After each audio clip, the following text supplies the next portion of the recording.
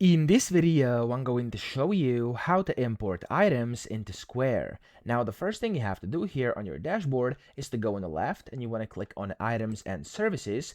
And from here, you want to click on Items again and you want to click on Item Library. Now, in here, when the library opens up, you'll be able to click on Actions up top and then you want to click on Import Library.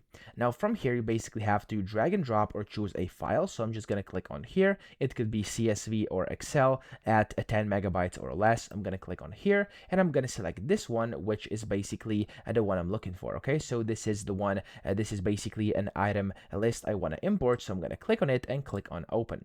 Now, whenever you do this, you want to click on the next button, top right, and then over here it's going to start importing them. And there we go. As you can see, this has now been imported. You can see your catalog is ready to add to library, and you can go and basically change these things like descriptions, categories, variations, etc. And then just click on add to library, top right, and as you can see, you can basically add and update or delete and overwrite existing libraries. So I'm going to add an update, click on continue, and there we go. After a few seconds, it's going to start importing your items. Usually this is quite quick. Of course, if you have a very long list of items, this could take like a few minutes, but usually it just takes like a few seconds. Now, as you can see, it says you can close this window. Of course, whenever you close this window, it's going to automatically begin to import, and whenever you then come back after a few minutes, as I said, it's going to basically show you, there we go, importing items complete. You can click on the X button and now you can just see the errors. So in my case, they were imported successfully and some required review. You can go and basically